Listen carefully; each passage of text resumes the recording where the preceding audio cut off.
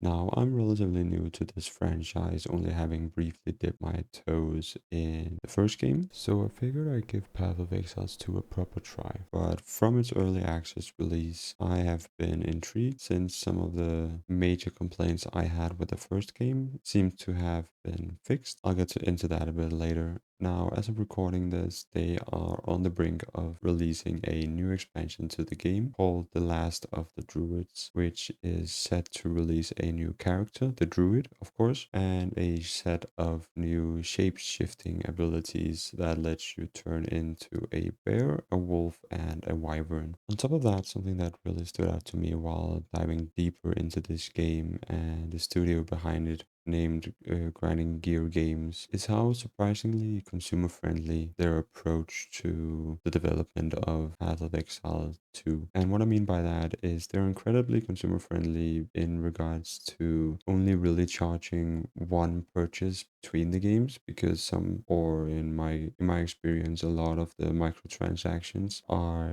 cosmetics and such, and will carry over between the games depending on how you might want to switch it up. And not many studios, or games for that matter, really allow such a thing. They often want to limit you to purchases separating the two. What I mean by that is, as I did mention with the cosmetics, you can also buy more space in your vault or your stash, or in other cases, items between the games. And with that, you can get access to them in both of the games as well, which is a very nice thing to see. They also do run a lot of Twitch incentives, Twitch rewards, and once you unlock them, you also gain access to them in both games as well. Some things I do want to draw attention to, at least from the first game to the second. This is some of my pet peeves that I found to be a bit annoying, but this might also be because I haven't really spent a lot of time in these kind of genres. Now, I have played a bit of what is called Minecraft Dungeons, and some of you might have heard of it, and some of you might have not heard of it. Well, this Minecraft Dungeons game isn't really comparable to Path of Exile, and absolutely not anywhere near the same scale as it. Comparing these two games did lead me to find some things that I wish that Path of Exiles have had when I initially started playing it. The first major complaint that I have is the inability to dodge in the first game. And in my opinion, the first game made movement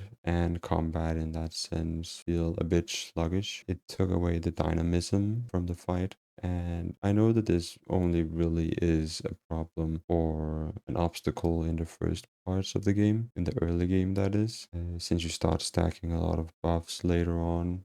But I would have liked the ability to dodge and not really having to rely on an ability, the dashing, all the time, since it does impact your mana. So seeing it implemented in Path of Exile 2 was a nice change and definitely a plus. Another thing I do want to draw attention to in Path of Exile 2 is how it handles leaks, since that's a core part of how Path of Exile 1 and 2 are structured, where a leak is basically its own separate world, almost like a fresh domain that you get to explore at the start of a new league season, where your character exists on their own. You can only really trade or group up or interact with players who are in the same league, which makes it feel like a clean start with its own economy and its own pace. Now, I understand that some people might find this interesting, but at the same time, I do feel like this becomes a sort of game within a game. A lot of games stacking on top of each other, and it can get a bit confusing, especially from someone who is not really well versed in these types of games. But as far as I understand, Path of Exile 1 and 2 have the similar league structure. They do function independently from each other, and nothing transfers between the two, because the leagues are sort of like mini expansions from what I can see. There is an important distinction between what a league is, and it does come in two types. There are a permanent league, which of course is always available, and temporary leagues which run for a season, and then end. And when a temporary league finishes, your characters and items don't vanish. They simply move into the permanent league, while more of the competitive aspects resets for the next league to eventually be released. So the things that you do in the league will just sort of carry over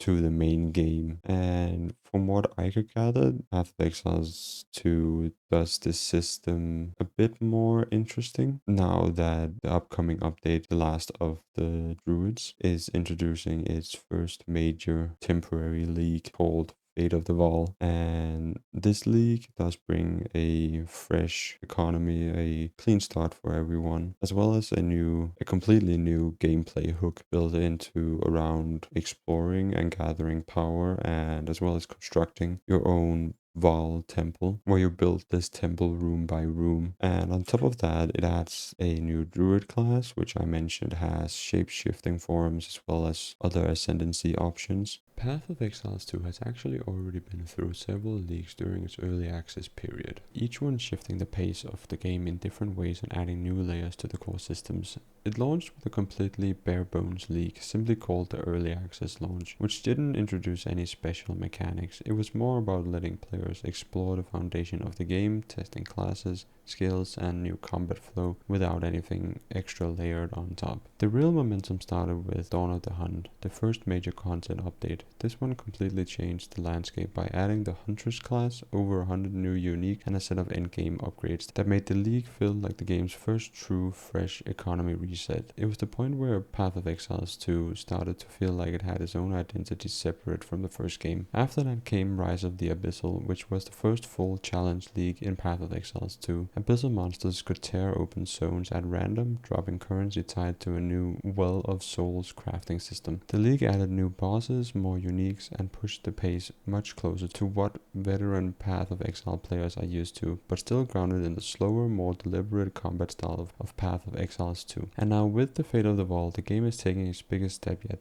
Now, something completely unrelated is, of course, the obvious factor that this game is still in its early development. However, the early access is actually quite polished. Grinding Gear Games is known for developing their projects quite slowly and iteratively. They rely heavily on feedback and refining systems over time rather than just getting them out there and then polishing it up later. In regards to this, there's also the presence of founders support programs where players can purchase these cosmetics specifically for support while the game is still in early access. The reason why I bring these two things into it is a lot of speculation is going around for when this game might be releasing. These two things sort of reinforces that the studio expect this early access phase to go on for quite a while. And while these programs or generally processes aren't really indicators of release timelines, they typically appear when studios want to secure a long and stable financial support before committing to a full free release. So while these two things aren't really indicators of when you can expect the game to release, you can also generally use them to sort of guess of how long it'll be until an eventual release will happen. Now there's also the case of ascendancy classes. With the new update, they added a new ascendancy option for the sorceress called Disciple of Rurashta. With the class, you get the opportunity to command 3 different djinns that specializes in 3 distinct areas, one of which controls fire, one that specializes in assassinations, and one that controls water. Each of these play very differently, something Grinding Gear Games is great at creating. Now I mention this because there's still quite a lot of ascendancy classes that have yet to be released, and they might as well be another indicator for why I think this game isn't particularly close to a full release yet.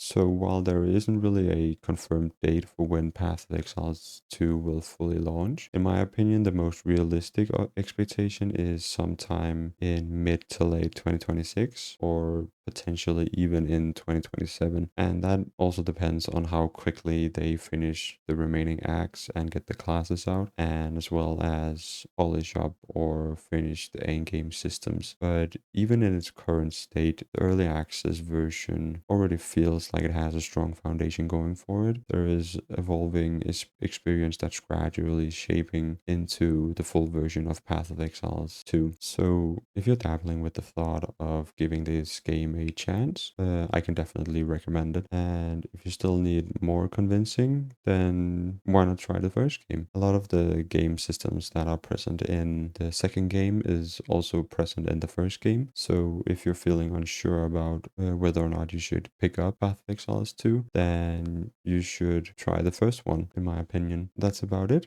I hope you enjoyed this video, and thank you guys so much for watching.